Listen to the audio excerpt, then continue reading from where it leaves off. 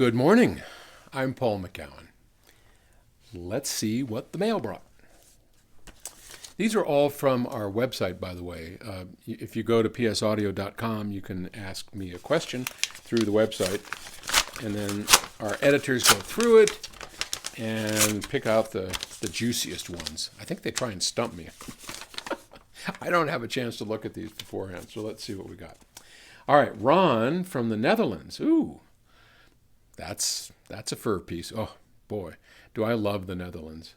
What a great country, and the Dutch are just, they're wonderful people. Thanks for writing all the way from there. All right, so Ron says he has a high-end audio system, including components of PS Audio, KR Audio, Krell, Gamut, and a Rel subwoofer. Yeah, Rels are good. For me, the subwoofer is a crucial component. When talking to other audio lovers, always the subject of the subwoofer is attacked, like not done for audiophiles. What is your opinion about this subject? A little English going on here. So, yeah, I know. I'm with you. There's a group of people out there that just detest subwoofers. I know a lot of my British friends won't put subwoofers in, and I don't know if they don't like bass or they don't like the extra stuff. And I don't want to just pick on the British, because it's people all over the world. There are people here in America and all over the world that just, for some reason, find it either too extravagant, too much, or they don't want all that bass. I was talking to somebody about that the other day, and he said, the worst thing about this system is it had so much bass. Well, first off, I think subwoofers get a bad reputation because they're set up poorly. I remember the first time I ever hooked a subwoofer up was back in the 1970s. I had a pair of Acoustat 2+2s.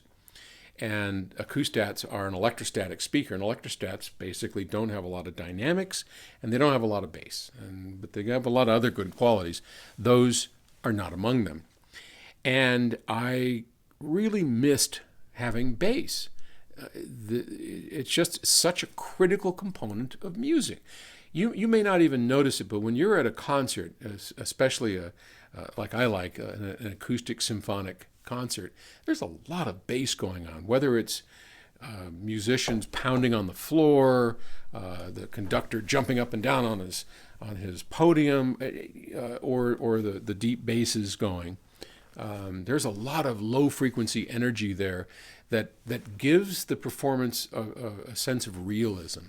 And when you don't have speakers that can reproduce those low frequencies, and almost no full range loudspeaker that does not have a separate built-in subwoofer can actually mimic or reproduce those lowest frequencies.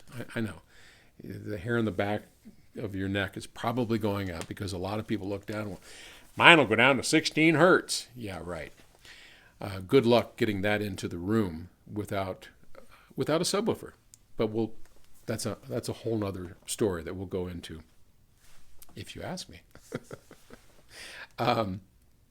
But so I had these Acoustats, and I wanted bass. And back then, there were very few separate subwoofers, and the ones that were out there were not very good. But I didn't know a whole lot better, and at the time I bought an M&K, Miller Kreisel was the name of a company, Ken Kreisel and Jonas Miller. Jonas Miller was a dealer back in Los Angeles, and Ken, I think, worked for Jonas. I know he did a lot to do with studios and stuff, and I don't remember the history there.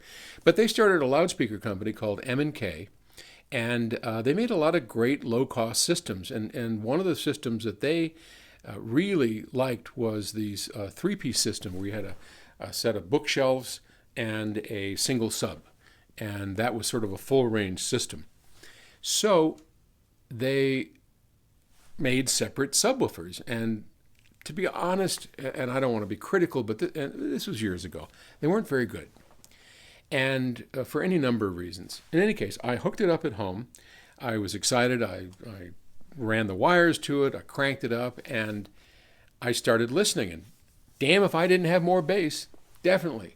But the problem was I had more bass. Let me explain. When a subwoofer is properly hooked up, you don't hear it.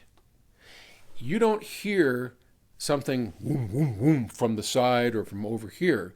What you hear is simply your main loudspeakers having more of a full range product. So if I have a stand-up bass or a synthesizer, and I use this track that a lot of you know of from Boz Scaggs, thanks to you, and there's a synth in there where the player is going down in low frequencies, then there's the last note. Very few systems actually can hear it or can play it. And as you're going down, it's whoom, whoom, whoom, whoom, and just gone. Unacceptable, right? So what you want when you have a subwoofer is to be able to just extend the range of your full range loudspeakers. You should never hear the sub. You should only hear the results of the sub. But in my system, I kept hearing the sub. It's like, boom, boom. So I kept turning it down and down and down. And finally, I got the thing perfect. And I looked over, and the volume was off. So that was my first experience with a subwoofer. Now, in later years, I've learned a lot about subwoofers. For one thing, you want to make sure that the subs don't go too high. I use 100 hertz as my kind of go-to point. And I rarely ever let a sub go higher than 100 hertz. From there, and then you set the slope, how it rolls off, and the volume. And the trick with subwoofers, again, is to make sure that you don't actually hear the sub, only the results of it. And if more people followed that and added to their systems, then we wouldn't have the problem that he brings up here. Ron, who says his friends attack the use of subwoofers. Don't! They're wonderful. They add to the experience and the realism and the imaging and everything great about our systems. Subs are cool. Trust me. Anyway, great question. Thanks, Ron.